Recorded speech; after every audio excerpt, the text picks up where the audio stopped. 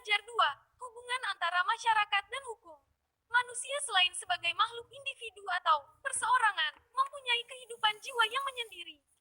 Manusia sebagai makhluk sosial tidak dapat dipisahkan dari masyarakat. Manusia lahir, hidup dan berkembang dan meninggal dunia di dalam masyarakat. Menurut Aristoteles, Yunani, 384-322 SM, bahwa manusia itu adalah zoon politikon. Bahwa manusia itu sebagai makhluk pada dasarnya selalu ingin bergaul dan berkumpul dengan sesama manusia lainnya.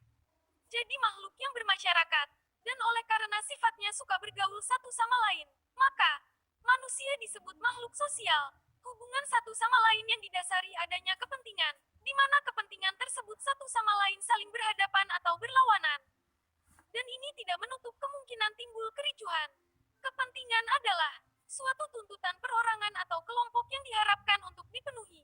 Peran hukum mengatur kepentingan-kepentingan tersebut agar kepentingan masing-masing terlindungi, sehingga masing-masing mengetahui hak dan kewajiban.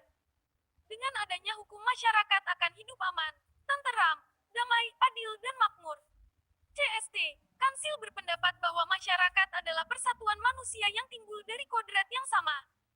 Jadi, masyarakat itu terbentuk apabila ada dua orang atau lebih hidup bersama, sehingga dalam pergaulan hidup itu timbul pelbagai hubungan atau pertalian yang mengakibatkan bahwa yang seorang dan yang lain saling kenal mengenal dan mempengaruhi. Dalam masyarakat itu masyarakat yang teratur, manusia, anggota masyarakat itu harus memperhatikan kaidah-kaidah, norma-norma ataupun peraturan-peraturan hidup tertentu yang ada dan hidup dalam masyarakat di mana ia hidup. Masyarakat dan hukum adalah dua entitas yang tidak bisa dipisahkan. Bahkan dalam ilmu hukum, terdapat adagium yang terkenal, yaitu ubi societus idius, di mana ada masyarakat di situ ada hukumnya. Artinya bahwa masyarakat dalam setiap pembentukan suatu bangunan struktur sosial yang bernama masyarakat, maka selalu akan dibutuhkan bahan yang bersifat sebagai semen perekat. Berbagai komponen pembentuk dari masyarakat itu, dan yang berfungsi sebagai semen perekat tersebut adalah hukum. Kalimat bahasa Latin yang sering didengar saat menempuh mata kuliah pengantar ilmu hukum salah satunya yaitu ubi societas idius, artinya where there is society, there is law, ungkapan yang tercatat pertama kali diperkenalkan oleh Marcus Tullius Cicero, 106-43 SM, seorang filsuf, ahli hukum, dan ahli politik kelahiran Roma. Dalam mata kuliah pengantar ilmu hukum diterjemahkan sebagai, di mana ada masyarakat, di situ ada hukum. Istilah ini pun masih berlaku hingga sekarang. Teori ini mengungkapkan konsep filosofi Cicero yang menyatakan bahwa hukum tidak dapat dipisahkan dari masyarakat. Kedamaian dan keadilan dari masyarakat hanya bisa dicapai apabila tatanan hukum telah terbukti mendatangkan keadilan dan dapat berfungsi dengan efektif. Maksud di atas sejalan dengan pendapat Sacipto Raharjo, hukum dan masyarakat tidak bisa dipisahkan. Bagi hukum, masyarakat merupakan sumber daya yang memberi hidup dan menggerakkan hukum tersebut. Masyarakat menghidupi hukum dengan nilai-nilai, gagasan, konsep. Di samping itu masyarakat juga menghidupi hukum dengan cara menyumbangkan masyarakat untuk menjalankan hukum. Kita mengetahui dari perspektif sosiologis hukum. Hukum itu hanya bisa dijalankan melalui campur tangan manusia, sebagai golongan yang menyelenggarakan hukum, maupun mereka yang wajib menjalankan ketentuan hukum. Dengan demikian masuklah aspek perilaku manusia ke dalam hukum. Dalam karyanya yang lain Sacipto Raharjo berpendapat bahwa hukum bekerja dengan cara memancangi perbuatan seseorang atau hubungan antara orang-orang dalam masyarakat. Untuk keperluan pemancangan tersebut, maka hukum menjabarkan pekerjaannya dalam berbagai fungsi, yaitu 1. Pembuatan norma-norma, baik yang memberikan peruntukan maupun yang menentukan hubungan antara orang dengan orang. 2. Penyelesaian sengketa-sengketa. 3. Menjamin keberlangsungan kehidupan masyarakat, yaitu dalam hal terjadi perubahan-perubahan sosial. Dari tiga pekerjaan hukum sebagaimana disinggung di atas dapat digolongkan sebagai sarana untuk melakukan kontrol sosial. Suatu proses mempengaruhi orang-orang untuk bertingkah laku sesuai dengan harapan masyarakat. Lebih lanjut Sacipto Raharjo mengemukakan bahwa apabila proses pengontrolan sosial tersebut dihubungkan dengan bagan hubungan sibernetik dari Parsons, maka tampak bahwa pekerjaan-pekerjaan yang dilakukan oleh hukum itu tidak sama sekali otonom, melainkan kait berbaut dengan proses-proses lain yang berlangsung dalam masyarakat. Artinya, hukum Hukum itu mengontrol maupun dikontrol oleh berbagai proses dalam masyarakat ikut serta bekerjanya hukum itu dikondisikan pula oleh proses yang memuat energi lebih yang besar. Masyarakat juga berhakikat dasar sebagai makhluk sosial, mengingat manusia tidak dilahirkan dalam keadaan yang sama, baik fisik, psikologis, hingga lingkungan geografis, sosiologis, maupun ekonomis. Sehingga dari perbedaan itulah muncul interdependensi yang mendorong manusia untuk berhubungan dengan sesamanya. Berdasar dari usaha pewujudan hakikat sosialnya di atas, manusia membentuk hubungan sosioekonomis di antara sesamanya, yakni hubungan di antara manusia atas landasan motif eksistensial, yaitu usaha pemenuhan kebutuhan hidupnya, baik fisik maupun psikis. Untuk mewujudkan keteraturan, maka mula-mula manusia membentuk suatu struktur tatanan, organisasi, di antara dirinya yang dikenal dengan istilah tatanan sosial, social order, yang bernama masyarakat, guna membangun dan mempertahankan tatanan sosial masyarakat yang teratur ini. Maka manusia membutuhkan pranata pengatur yang terdiri dari dua hal, aturan, hukum, dan si pengatur kekuasaan. Dari sinilah hukum tercipta. Untuk menciptakan keteraturan maka dibuatlah hukum sebagai alat pengatur, dan agar hukum tersebut dapat memiliki kekuatan untuk mengatur maka perlu suatu entitas lembaga kekuasaan yang dapat memaksakan keberlakuan hukum tersebut, sehingga dapat bersifat imperatif. Sebaliknya, adanya entitas kekuasaan ini perlu diatur pula dengan hukum untuk menghindari terjadinya penindasan melalui kesewenang-wenangan ataupun dengan penyalahgunaan wewenang. Mengenai hubungan hukum dan kekuasaan ini, terdapat adagium yang populer. Hukum tanpa kekuasaan hanyalah angan-angan. Tanpa hukum adalah kelaliman. Komponen hukum yang pertama adalah substansi atau isi hukum yang bersangkutan. Suatu hukum agar benar-benar mampu menciptakan keadilan bagi masyarakat, maka isi dari hukum itu sendiri harus benar-benar berfungsi sebagai manifestasi nilai-nilai dan rasa keadilan serta nilai-nilai normatif yang diidealkan masyarakat. Agar hukum tersebut dapat berjalan, substansi hukum tersebut juga tidak boleh bertentangan dengan substansi hukum lain yang telah ada. Sehingga suatu hukum agar dapat bekerja, maka ia harus bersifat koheren dengan keseluruhan sistem norma sosial yang ada dalam lingkungan masyarakat yang bersangkutan. Komponen yang kedua adalah struktur, yaitu lembaga yang memiliki kewenangan untuk menegakkan hukum. Sebuah hukum, sebaik apapun, substansi yang dikandungnya tidak akan mampu berjalan jika tidak ada lembaga yang memiliki kekuasaan untuk menjalankan hukum tersebut. Lembaga yang memiliki kekuasaan untuk menjalankan hukum ini terdiri dari setiap subjek yang memiliki kewenangan untuk itu. Mulai dari instansi penyidik seperti aparat kepolisian, instansi penuntut umum seperti kejaksaan, dan pengadilan. Komponen yang ketiga sekaligus yang terakhir adalah komponen kultur atau budaya dari masyarakat hukum yang bersangkutan. Suatu hukum yang ideal adalah hukum yang merupakan produk langsung dari budaya masyarakat yang bersangkutan, sehingga sistem nilai yang diusung oleh produk hukum tersebut akan sesuai karena merupakan manifestasi dengan kesadaran nilai value consciousness yang dimiliki masyarakat. Kerja hukum sebagai alat pengaturan masyarakat adalah bersifat sistemis, yakni kerja sinergis yang sempurna antara komponen-komponen yang dibutuhkan agar tujuan hukum dapat terlaksana dan mencapai sasarannya, memberikan keadilan bagi individu-individu dalam masyarakat, yang satu sama lain tidak dapat dipisah-pisahkan, yaitu substansi hukum yang baik, struktur hukum yang kokoh, memiliki kekuatan dan berintegritas, serta kultur yang kondusif kesesuaian ideologi hukum dengan budaya masyarakat yang bersangkutan. Untuk penegakan hukum tersebut, hukum tidak dibuat, melainkan tumbuh dan berkembang bersama-sama dengan masyarakat. Pandangannya bertitik tolak bahwa di dunia ini terdapat banyak bangsa dan tiap-tiap bangsa memiliki volgeis jiwa rakyat. Safikni berpendapat bahwa semua hukum berasal dari adat istiadat dan kepercayaan dan bukan berasal dari pembentukan undang-undang. Latar belakang pendapat Safikni di atas timbul karena keyakinannya bahwa dunia yang terdiri dari bermacam-macam bangsa itu mempunyai volgeis jiwa rakyat yang berbeda-beda yang tampak perbedaan kebudayaan. Ekspresi itu juga tampak pada hukum yang sudah barang tentu berbeda pula pada setiap tempat dan waktu. Isi hukum yang bersumber daripada jiwa rakyat itu ditentukan oleh pergaulan hidup manusia dari masa ke masa atau sejarah. Hukum menurut pendapat Safikni berkembang dari masyarakat yang sederhana, yang pencerminannya tampak dalam tingkah laku semua individu kepada masyarakat yang modern dan kompleks, di mana kesadaran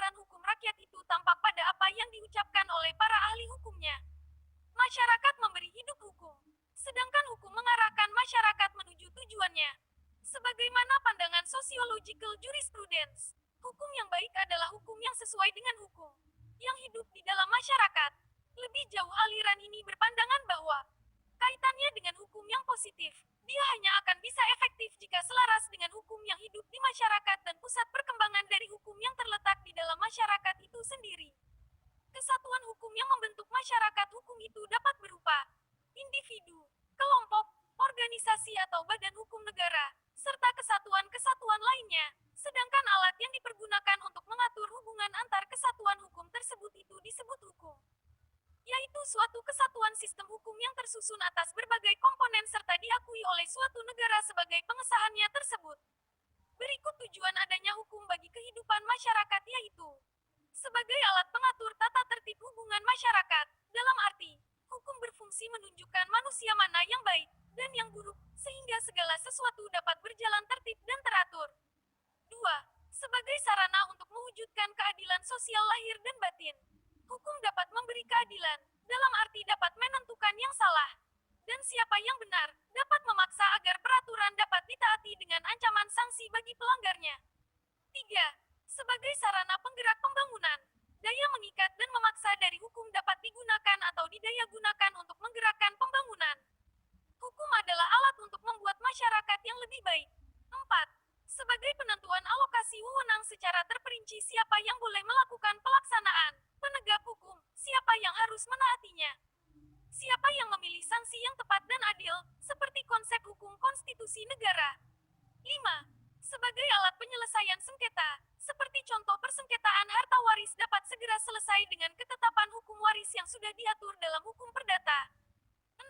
Memelihara kemampuan masyarakat untuk menyesuaikan diri dengan kondisi kehidupan yang berubah, yaitu dengan cara merumuskan kembali hubungan-hubungan esensial antara anggota-anggota masyarakat.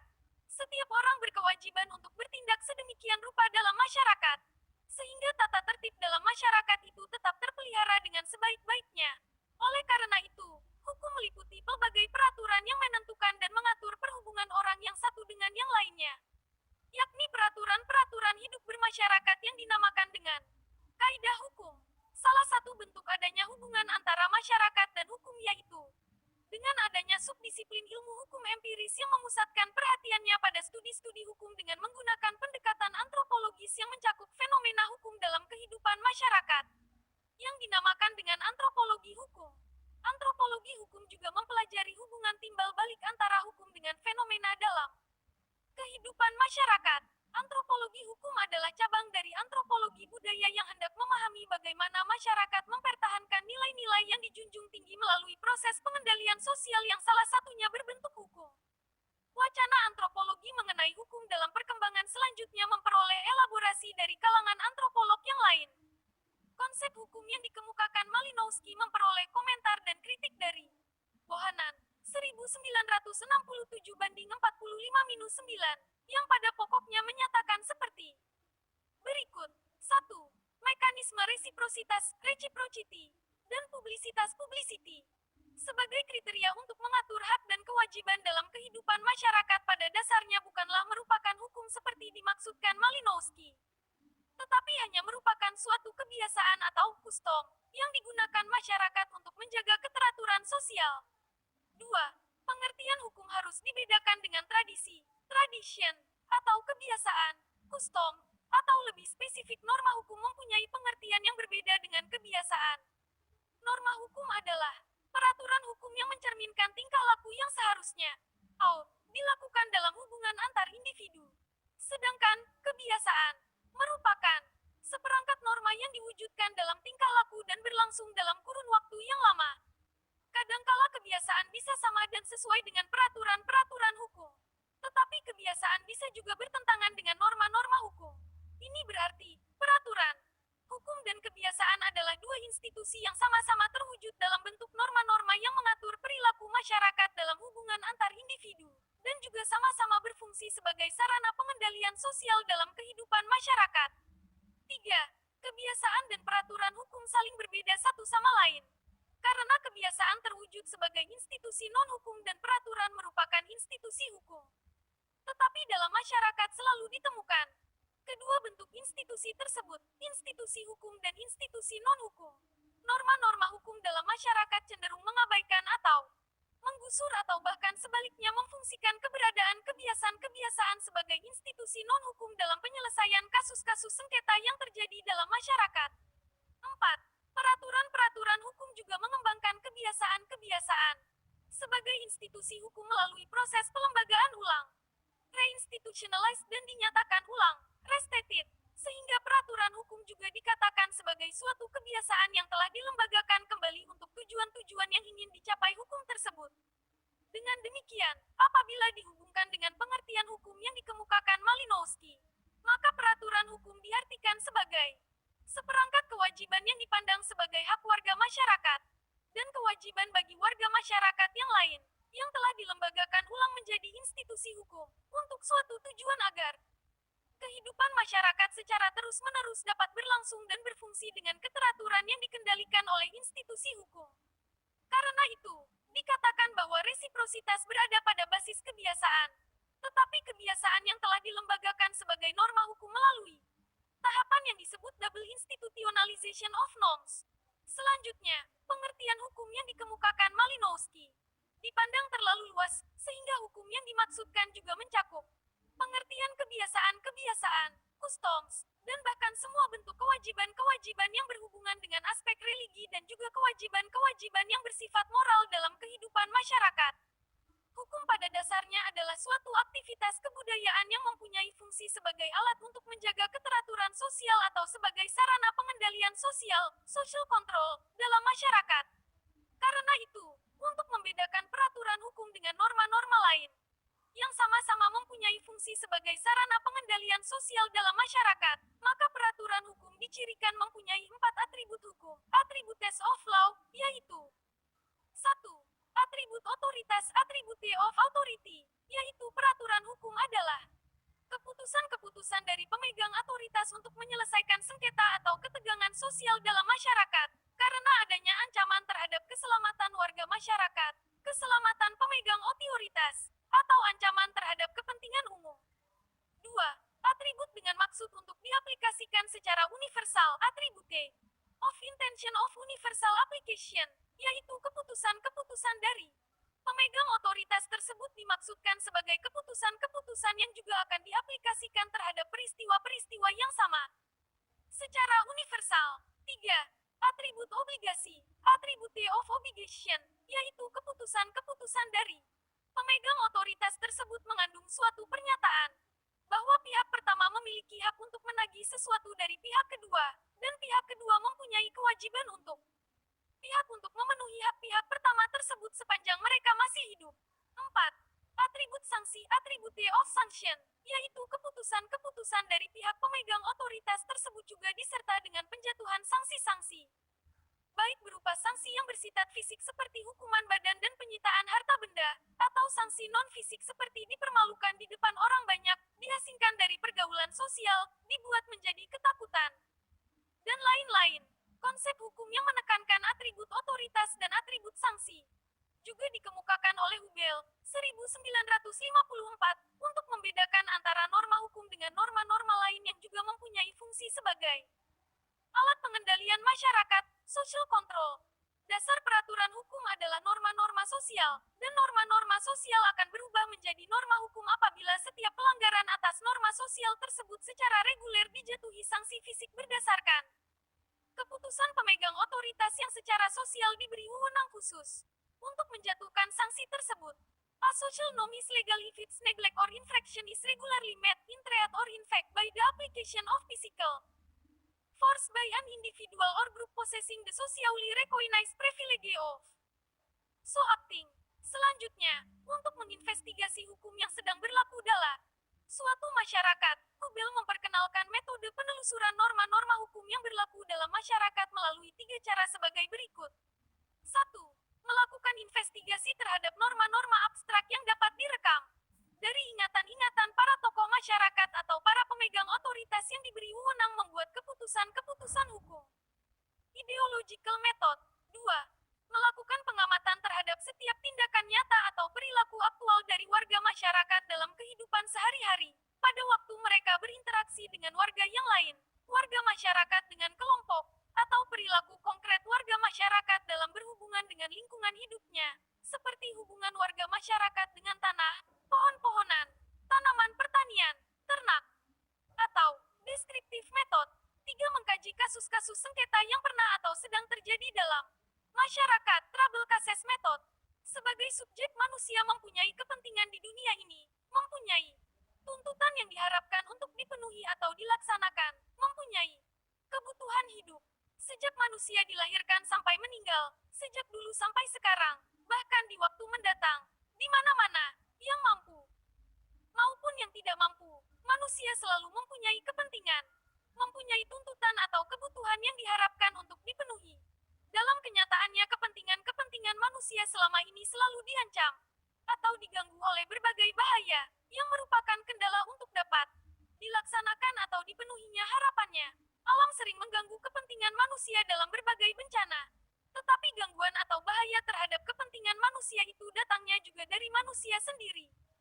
Oleh karena kepentingan manusia selalu diganggu oleh bahaya di sekelilingnya, maka manusia menginginkan adanya perlindungan terhadap kepentingan-kepentingannya. Jangan sampai selalu diganggu oleh berbagai bahaya tersebut. Maka kemudian terciptalah perlindungan kepentingan berbentuk kaidah sosial, termasuk di dalamnya kaidah hukum. Tatanan kaidah sosial dapat dibagi dua, yaitu kaidah sosial dengan aspek kehidupan pribadi dan kaidah sosial dengan aspek kehidupan antar pribadi. Kaidah sosial dengan aspek kehidupan pribadi yaitu kaidah agama dan kaidah kesusilaan. Sedangkan kaidah sosial dengan aspek kehidupan antar pribadi adalah kaidah sopan santun dan kaidah hukum. Tujuan kaidah agama dan kaidah kesusilaan adalah agar manusia menjadi sempurna, agar supaya tidak ada manusia menjadi jahat. Kedua kaidah tersebut ditujukan kepada sikap batin manusia sebagai individu. Kalau kaidah agama ditujukan kepada iman, maka kaidah kesusilaan ditujukan kepada akhlak. Selanjutnya, definisi masyarakat menurut Paul B. Horton dan C. Kuhn. Masyarakat merupakan kumpulan manusia yang relatif mandiri, hidup bersama-sama dalam waktu yang cukup lama, tinggal di suatu wilayah tertentu, mempunyai kebudayaan sama serta melakukan sebagian besar kegiatan di dalam kelompok atau kumpulan manusia tersebut. Sedangkan hukum adalah ketentuan-ketentuan yang menjadi peraturan hidup suatu masyarakat yang bersifat kendalikan, mencegah, mengikat, memaksa, dinyatakan atau dianggap sebagai peraturan yang mengikat bagi sebagian atau seluruh anggota masyarakat tertentu, dengan tujuan untuk mengadakan suatu tata yang dikehendaki oleh penguasa tersebut. Dengan kata lain, hukum merupakan serangkaian aturan yang berisi perintah ataupun larangan yang sifatnya memaksa demi terciptanya suatu kondisi yang aman, tertib, damai dan tenteram, serta terdapat sanksi bagi siapapun yang melanggarnya. Hubungan antara masyarakat dengan hukum tidak bisa dipisahkan, karena sejatinya hukum itu sendiri diciptakan untuk mengatur kehidupan masyarakat. Maka dapat dibenarkan perkataan Cicero tersebut, bahwa di mana ada masyarakat, di situ ada hukum. Apabila ada seorang manusia yang hidup di suatu tempat yang tidak berpenduduk, dan dia hidup sendiri di tempat itu, maka dapat dipastikan tidak ada hukum di wilayah tersebut. Karena seseorang tadi bebas melakukan apapun yang ia kehendaki. Berbeda lagi ceritanya apabila ada seseorang lagi yang datang ke tempat tersebut dan hidup bersama penghuni pertama. Masing-masing orang tersebut jelas mempunyai kepentingan dan kehendak sendiri, dan tidak menutup kemungkinan pula akan terjadi konflik antara kedua orang itu. Disinilah peran hukum muncul. Hukum akan mengatur bagaimana tata cara kehidupan mereka agar terjadi keadilan dan kedamaian di antara masing-masing individu. Hukum tidak dapat muncul, timbul jika hanya ada satu orang saja. Harus ada dua atau lebih masyarakat, sehingga tercipta hukum. Ketika hukum tercipta dan berjalan dengan baik, maka hukum akan menciptakan perlindungan bagi masyarakat yang berujung terwujudnya suatu keadilan. Hukum yang baik adalah hukum yang sesuai dengan hukum yang hidup. The living law dalam masyarakat, yang tentunya sesuai pula atau merupakan pencerminan dari nilai-nilai yang berlaku dalam masyarakat tersebut. Hukum dan masyarakat berhubungan seperti di bawah ini. A. Hukum adalah pengatur kehidupan masyarakat. Kehidupan masyarakat tidak mungkin bisa teratur kalau tidak ada hukum. B. Masyarakat merupakan wadah atau tempat bagi berlakunya suatu hukum. Tidak mungkin ada atau berlakunya suatu hukum kalau masyarakatnya tidak ada. Apabila dalam suatu masyarakat sudah tercipta suatu nilai tertentu yang sesuai dengan keinginan dan tujuan masyarakat itu, maka dengan sendirinya akan terbentuk suatu norma, yaitu kumpulan dari berbagai nilai, sesuatu yang dianggap baik atau buruk, yang akan mengatur kehidupan masyarakat secara otomatis. Dalam kehidupan bermasyarakat, setiap individu akan berusaha untuk bisa bersosialisasi dengan baik dalam masyarakat. Individu tentu ingin agar keberadaannya diakui dan diterima dalam kehidupan bermasyarakat. Untuk dapat masuk dan hidup dengan baik dalam suatu masyarakat tentu, diperlukan suatu adaptasi atau penyesuaian dari individu agar sesuai dengan tata cara atau norma dalam masyarakat tersebut. Dalam suatu masyarakat itu tentu menganut suatu nilai tertentu yang dipandang sebagai suatu hal terbaik dalam kehidupan bermasyarakat. Dan apabila ada individu ataupun suatu kelompok yang ingin masuk dalam masyarakat, tentu norma itu akan menyeleksi dengan sendirinya mana yang bisa masuk dalam masyarakat itu. Selain itu, norma tersebut juga akan menguji apakah suatu individu atau kelompok itu bertahan dalam kehidupan masyarakat tersebut. Norma yang saat ini berada sudah berkembang lebih luas lagi. Bahkan apabila ada suatu norma yang tidak resmi, kini mulai dikukuhkan sebagai aturan yang tertulis sebagai suatu cara untuk mengendalikan suatu perilaku individu dalam masyarakat agar tercapai suatu masyarakat yang baik. Norma yang berlaku juga dibagi berdasarkan kekuatannya masing-masing dalam pemberian sanksi. Norma yang paling dikenal sebagai aturan tertulis, yang memiliki kekuatan dalam pemberian sanksi secara tegas adalah norma hukum. Suatu aturan dibuat untuk mengatur individu agar sesuai dengan harapan masyarakat. Walaupun suatu aturan itu dibuat sebenarnya seperti penjelasan di awal, norma atau aturan itu sudah terbentuk dengan sendirinya dalam suatu masyarakat sebagai suatu ukuran. Jadi sebenarnya suatu aturan, hukum itu pun sudah ada dan melekat dalam setiap individu. Namun biasanya, hal itu diajukan oleh suatu individu. Jadi hukum tidak bisa dipisahkan dari masyarakat. Karena hukum itu membutuhkan masyarakat dan masyarakat membutuhkan hukum. Apabila hukum tanpa masyarakat, maka untuk apa hukum itu dibuat? Begitu pentingnya hukum. Jadi apabila masyarakat tanpa hukum, apa jadinya suatu masyarakat itu? Setiap individu akan bertindak sesuai dengan keinginan masing-masing tanpa peduli orang lain dan kepentingan orang lain. Hal ini mengingat hukum dipandang sebagai gejala sosial yang tumbuh dan berkembang sejalan dengan kebudayaan masyarakat. Sedangkan bila semua orang saling tidak peduli akan orang lain terlebih dengan orang di sekitarnya, maka tidak akan terjadi kontak atau interaksi. Apabila tidak terjadi kontak atau interaksi, maka tidak akan terbentuk suatu masyarakat. Jadi masyarakat tanpa hukum sangat tidak mungkin terjadi, apalagi hukum tanpa masyarakat. Karena dari hukum pun masyarakat terbentuk dan dari masyarakat pula hukum itu terbentuk. Di dunia ilmu hukum terdapat dua kelompok besar yang memahami pengertian mengenai hakikat hukum, yaitu mereka yang memahami pengertian hukum dari sudut pandang sosiologis, dan yang memahami hakikat hukum dari sudut pandang normatif yuridis. Dari sudut pandang sosiologis, hukum dipahami sebagai salah satu dari sekian banyak nilai yang terdapat di dalam pergaulan hidup masyarakat. Ini berarti hukum dipandang sebagai salah satu gejala sosial kemasyarakatan. Oleh sebab itu konsep-konsep teori hukum, bahkan penemuan hukum, diperoleh dari realitas sosial di dalam masyarakat. Sedangkan yang memahami hukum dari sudut pandang normatif yuridis menekankan pandangannya pada hukum sebagai seperangkat peraturan-peraturan tertulis yang logis dan konsisten. Dalam pemahaman pengertian sosiologis tersebut, hukum tidak mungkin dilepaskan dari lain-lain sektor kehidupan masyarakat. Dalam hubungan ini, dikenal adanya 4 proses yang bekerja dalam masyarakat, yaitu A. Proses adaptasi, meliputi ekonomi, penggunaan ilmu pengetahuan. A. B. Proses penetapan tujuan, pengambilan keputusan, goal pursuance, yang meliputi sistem politik. C. Proses mempertahankan pola masyarakat yang meliputi sosialisasi. Dan D. Proses integrasi yang dilakukan oleh hukum. Terkait dengan 4 proses yang bekerja di dalam masyarakat itu, maka hukum bekerja sebagai mekanisme pengintegrasian dengan memperoleh input dari ketiga subsistem yang lain tersebut. Dalam rangka pengintegrasian, itulah hukum memegang peranan untuk melakukan stabilisasi, sinkronisasi, dan harmonisasi bekerjanya sistem-sistem yang ada di dalam masyarakat tersebut. Menurut Sujono Dirjo-Sisworo, fungsi hukum bagi kehidupan masyarakat adalah sebagai alat ketertiban dan keteraturan masyarakat. Hal ini dimungkinkan karena sifat dan watak hukum yang memberi pedoman dan petunjuk tentang bagaimana berperilaku di dalam masyarakat.